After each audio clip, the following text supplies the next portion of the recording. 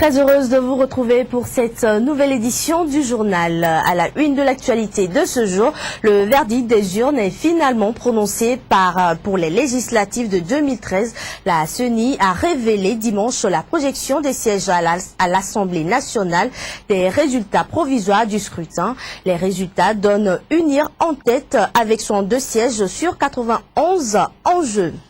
C'est une visite qui devrait l'aider dans sa tâche, celle de livrer les résultats définitifs des législatives 2013. La Cour constitutionnelle a reçu à son siège ce lundi deux missions d'observation électorale. Celles-ci lui ont présenté leur rapport d'observation. Proclamation des résultats du baccalauréat deuxième partie ce lundi sur toute l'étendue du territoire national. Le taux de réussite enregistré cette année est de 48,26%. Mesdames, Messieurs, bienvenue sur LCF pour cette nouvelle édition du journal.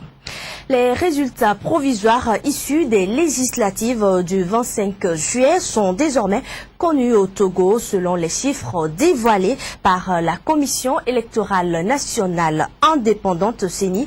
Le parti présidentiel UNIR a obtenu la majorité parlementaire avec 62 sièges. Le collectif Sauvons le Togo et les autres se partagent les 29 sièges restants. Retour sur ces résultats avec Hugues Tipo. La Commission électorale nationale indépendante a bouclé son travail de compilation et de centralisation des résultats des élections législatives. 72 heures après le scrutin, le verdict est tombé. Sur les 30 circonscriptions électorales, le parti présidentiel UNIR obtient la majorité absolue avec 62 sièges.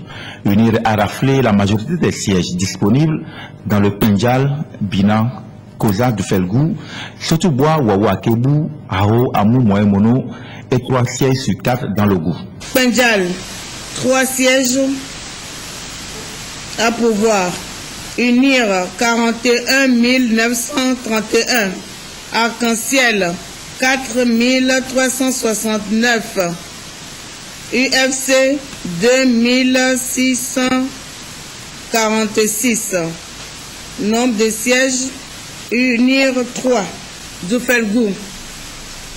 Indépendant AFJ RSD 1868. UNIR 34 384. UFC 5238. Arc-en-Ciel 4 757.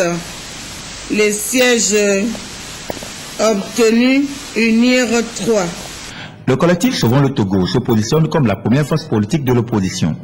Le CST arrive à la seconde place avec 19 sièges obtenus. Ce regroupement de partis politiques de l'opposition a consolidé sa base dans l'Omé-Golfe avec 7 sièges sur 10, 2 sièges sur 4 dans le Zio et 2 sièges sur 3 dans Lac Bamono. Le Grand Lomé. Nombre de sièges dans le Grand Lomé, 10. Liste des candidats et les suffrages obtenus. Arc-en-Ciel, 49 700. Net, 8 448. Indépendant Clé, 8 756. CPP, 6 568. Le NI, 2267. UNIR, 106 597. CST, 322 547. Santé du peuple, 3 968. Et UFC, 21 775. Les sièges obtenus vont à Arc-en-Ciel, 1 siège, UNIR 2 sièges et CST 7 sièges. Lac Bamono, siège, nombre de sièges 3, indépendant bien-être Djena 801, le NI 643, indépendant Soyez pas 2409, UFC 7181, CST 40 652, Arc-en-Ciel 112 555. Nombre de sièges, CST 2, Unir 1. La coalition Arc-en-Ciel a obtenu 6 sièges, dont un 3 sur 3 réalisé dans le Yoto. L'UFC a été le grand perdant de ce scrutin. Le parti de Gilchrist Olympio ne recueille que 3 sièges, alors que Sursaut National prend un siège à Bassa. Les grands partis politiques comme la CPP, Alliance, le NET ou le PDR n'ont recueilli aucun siège. Les résultats définitifs seront proclamés dans les prochains jours par la Cour constitutionnelle. Toujours dans le cadre de ces élections, la mission conjointe d'observation électorale de la diaspora africaine en Europe et de l'ONG Save the World ont rendu ce lundi visite à la Cour constitutionnelle. Objectif, présenter le rapport d'observation à la Cour organe juridictionnel suprême qui donnera les résultats définitifs des élections. À titre indicatif, la mission espère que son rapport aidera dans son travail. Apolline Abaki. La mission conjointe d'observation électorale de la diaspora africaine en Europe et de l'ONG Save the World a rendu visite ce lundi à la Cour constitutionnelle. Objectif, présenter le rapport d'observation à la Cour. Au nombre de 25, ces observateurs de cette mission ont été les témoins oculaires du déroulement électoral au Togo. Aujourd'hui, ces observateurs évaluent le processus électoral. Nos observations ont porté principalement sur le déroulement du scrutin, comme on l'a dit, et qui s'est déroulé dans une atmosphère calme, apaisée, et qui nous a donné d'être agréablement surpris. Surpris parce que les Togolais, le matin, sont sortis en grand nombre. Ce serait la preuve de leur adhésion au processus électoral qui a eu lieu.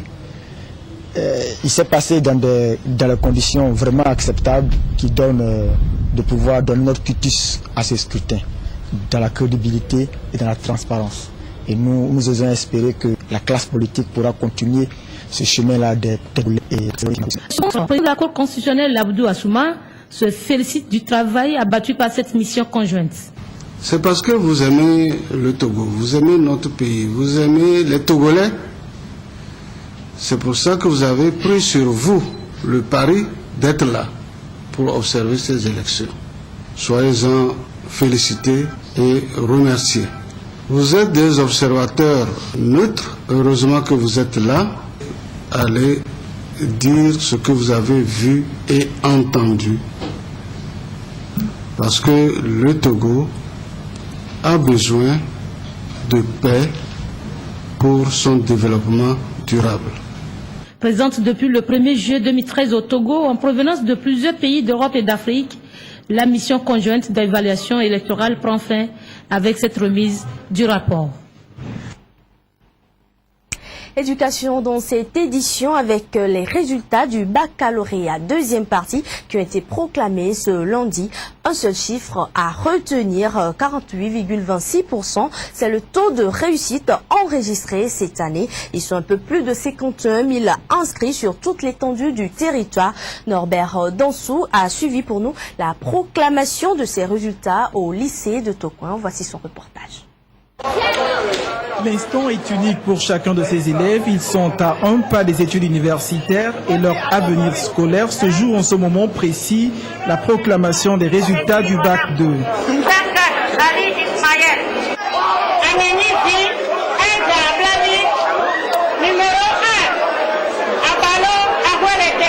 Moment redoutable et redouté par ces jeunes, ils en perdent presque leur latin une fois qu'ils sont déclarés admis.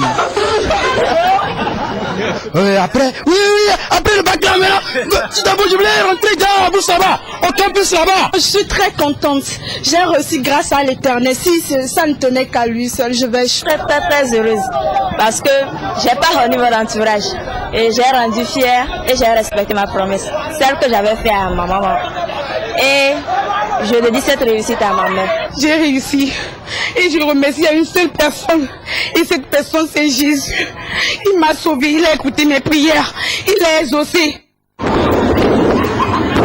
Et puis de notre côté, ces jeunes qui n'ont pas eu la même chance, ils sont inconsolables.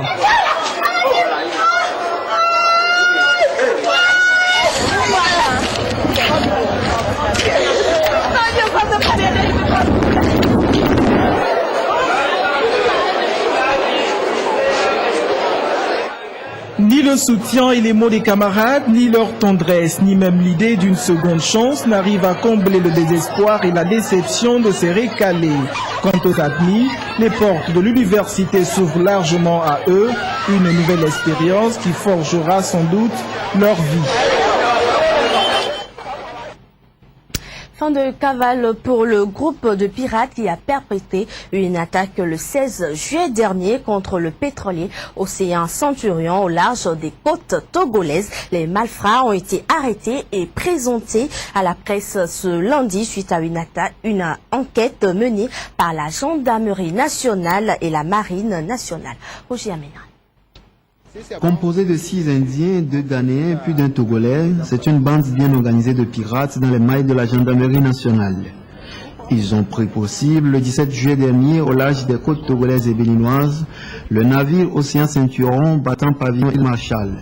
Une attaque qui a fait 2 blessés parmi les membres de l'équipage.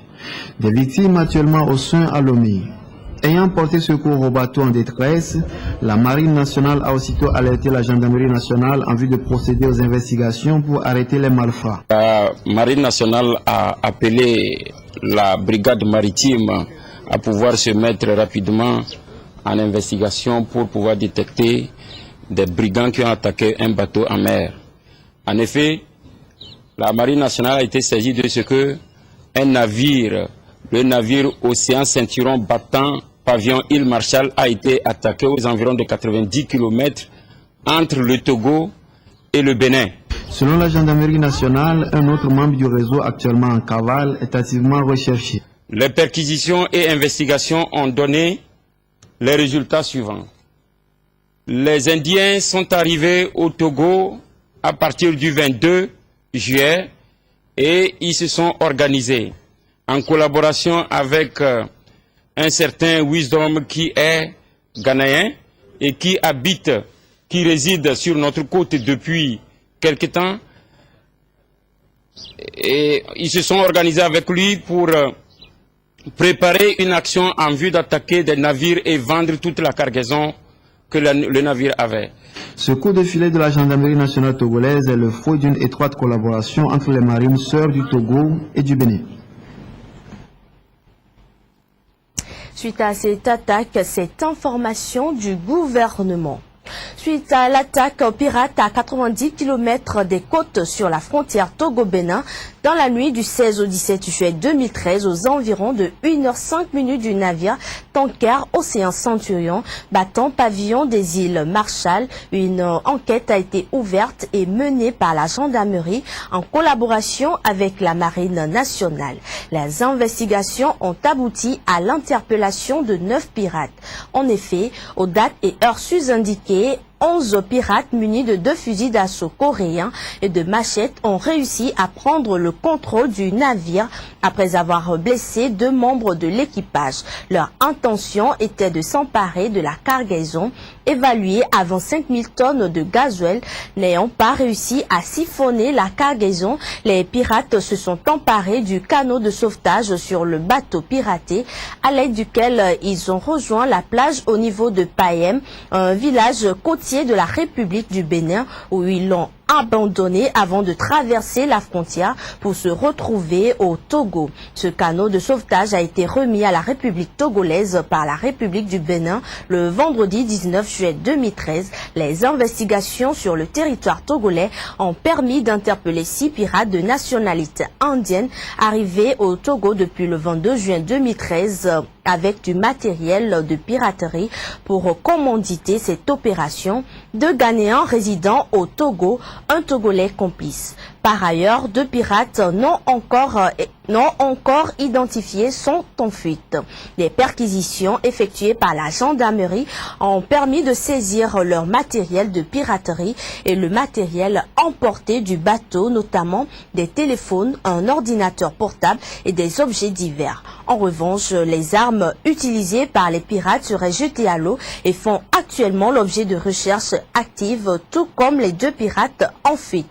Le gouvernement l'environnement réitère ses félicitations à la gendarmerie et à la marine nationale togolaise pour leur professionnalisme et leur doigté dans cette opération qui a permis de démanteler et de mettre hors d'état de nuire une menace pirate sur la frontière maritime Togo-Bénin.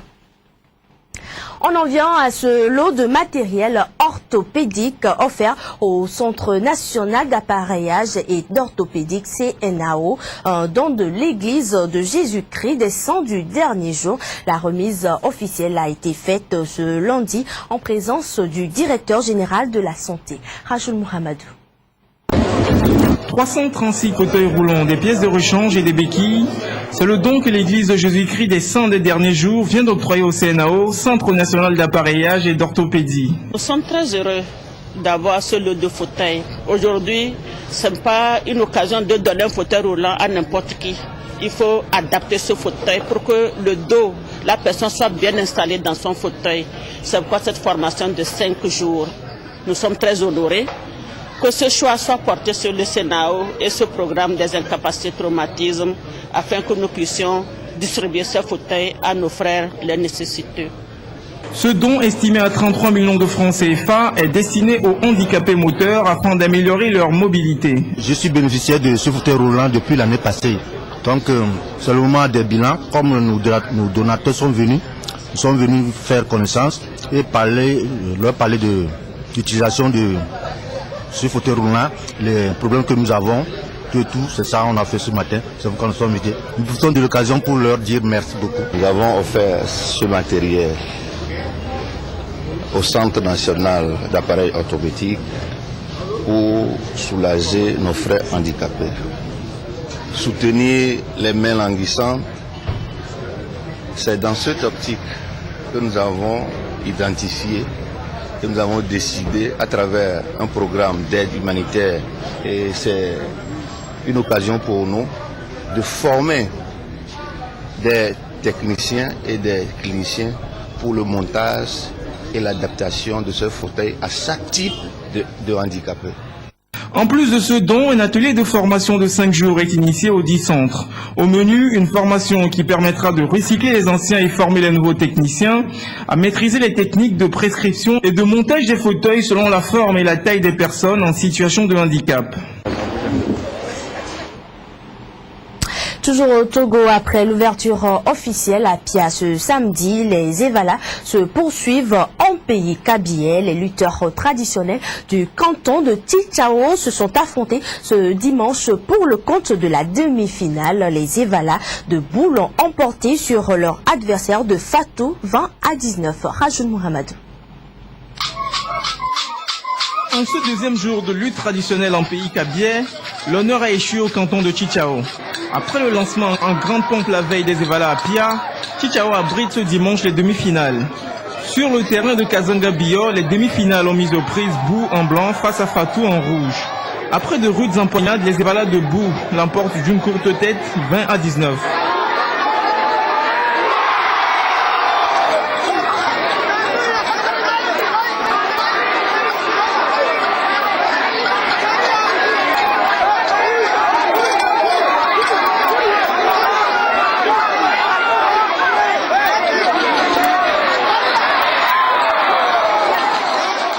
Par contre, chez les Aosa, les jeunes cadets de Fatou ont sauvé l'honneur en l'emportant 3 à 1 face à leurs adversaires du jour.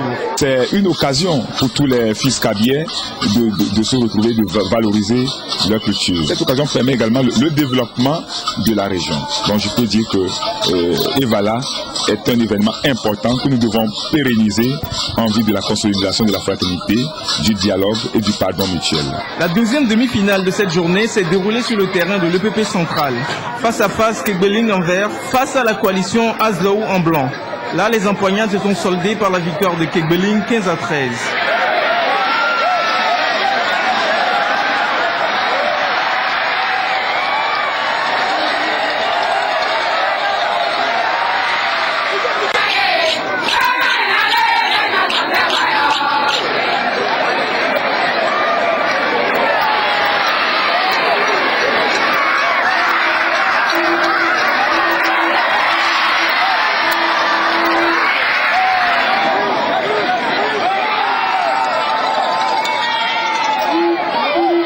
Les Evala se poursuivent lundi à Chichao avec la grande finale. À Pia-Hodo, à côté, ce sera le jour de la danse des lutteurs, alors que les cantons de Bohou et Yadé connaîtront, eux, leur demi-finale. En bref, toujours dans le cadre des Evala, le canton de Chichao a ouvert le bal des finales ce lundi. La coalition Boufatou perd 43 à 45 face à Kikbeling Lohou Azier. Nous y reviendrons pour plus de détails dans nos prochaines éditions. Ainsi se referme cette édition. Merci de nous avoir suivis. Très bon suivi des programmes sur la chaîne du futur.